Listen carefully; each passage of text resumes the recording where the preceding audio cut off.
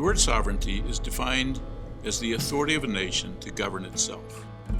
It's a word that implies power and the ability to make meaningful changes in your world and in the lives of those you care about. Indian tribes are sovereign nations. We have the right to govern our land. The roadways that cross our land carry people into our nation. These in-between spaces can become a stage for contention, but they also represent a chance for cooperation. Federal litigation has at times stood in defiance of our sovereignty. In many ways it still does. But today, I don't want to talk about what we can't do. I want to talk about a very real, very present opportunity for tribal judges to impact the health and safety of our communities. You may not yet realize what's possible or the extent of your power to create change. This is what I hope to show you. My name is Jan Morris, and I'm the director of the National Tribal Judicial Center at the National Judicial College.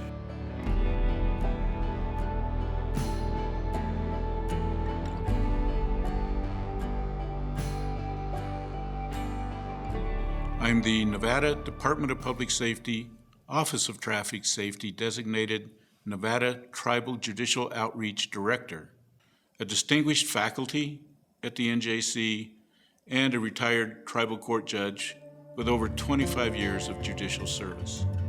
I recently wrote a paper demonstrating that tribal regulation of CMVs on tribal land is a vital and appropriate exercise of tribal sovereignty.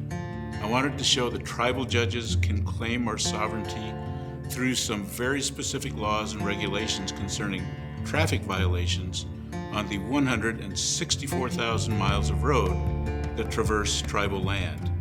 As we exercise tribal sovereignty in this way, we will promote public safety, build or enhance collaborative working relationships between tribes and states, and encourage formal federal recognition of tribal authority so that unsafe CMV operators can be reported to all licensing jurisdictions.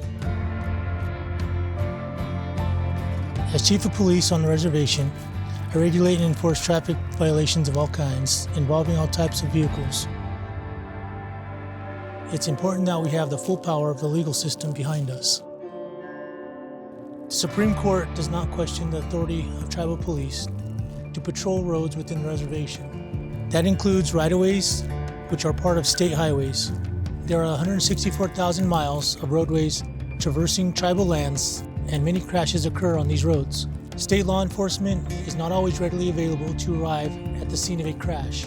Tribal enforcement of traffic laws, whether originating in state or on tribal lands, can prevent fatalities associated with these crashes.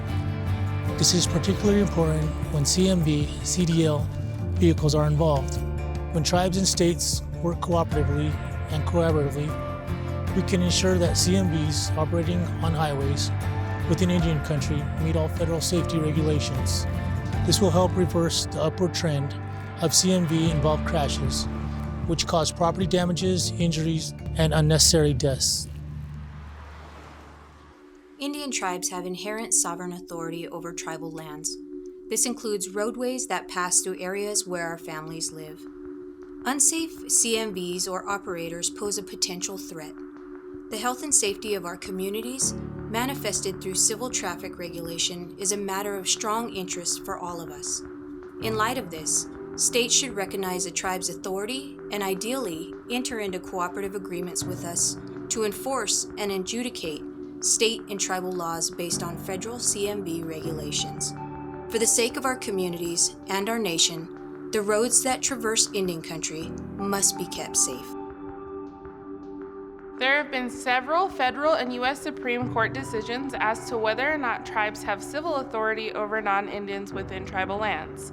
But there has been no decision made specifically about the issue of traffic regulation of non-Indians, and particularly regulation of CMVs. Our communities have long experienced mistrust towards state courts with good reason. But the law is the law, and we must be aware of the power we hold to fully prosecute cases where laws have been broken on tribal lands. Tribal judges can and should pursue collaboration with in-state judges on traffic cases. Not only is this possible, it's backed up by the U.S. Constitution and the Supreme Court.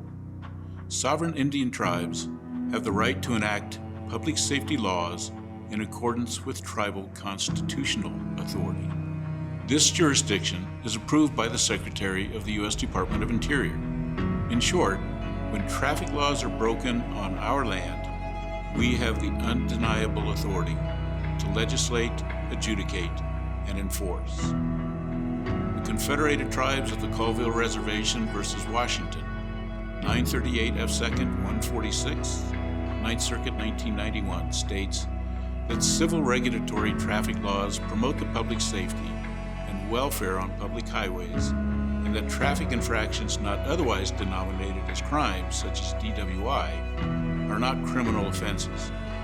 Traffic regulation within tribal lands is not exclusive to states where tribes have shown their own highway safety laws and institutions are adequate. Furthermore, Ortiz-Barraza v.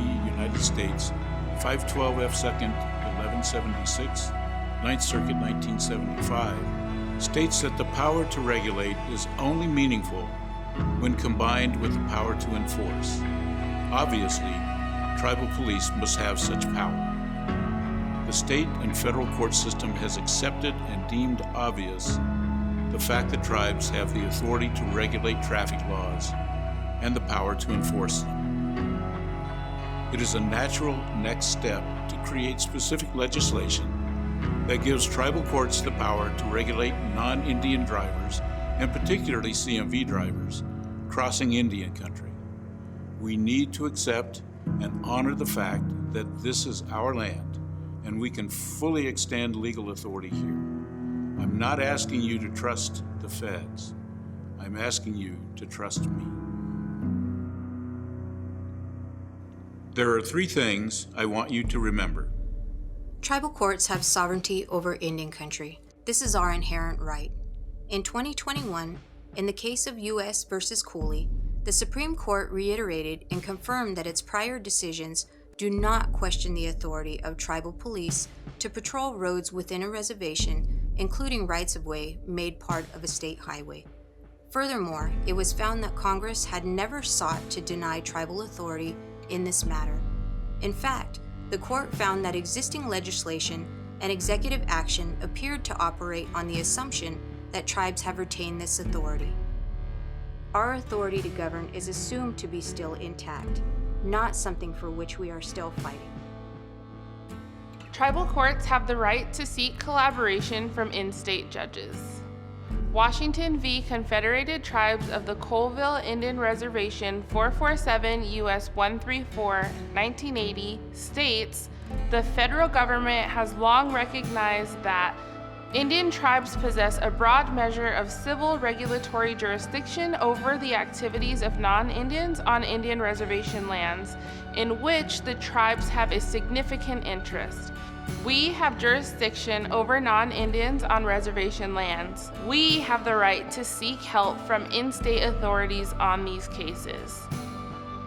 Tribal courts have the authority to hear and decide civil traffic cases, even those involving non-Indian drivers. When laws are violated on our land, we have an inherent right to enforce them.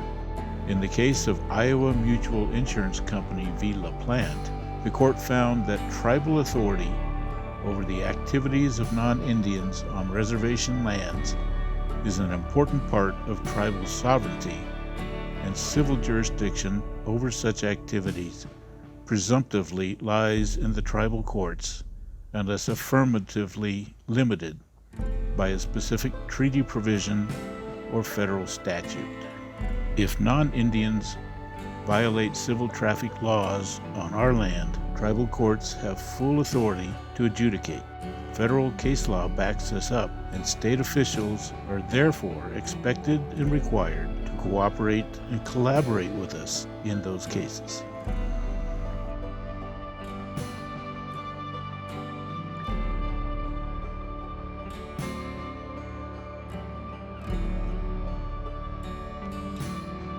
Motivation always starts with a vision of what's possible. When we see the vision clearly, we want to see it happen. When we know it's possible, that knowledge moves us forward. The word sovereignty is also used to describe the power of a leader. As tribal judges, we are leaders. We care deeply for our communities. And this is how we can express our leadership, by taking action in new ways to solve problems that increase quality of life for everyone under our care. I encourage you to take hold of your ability to influence the future. Help us enforce and adjudicate laws to ensure the safety of our roads for the sake of our families and communities.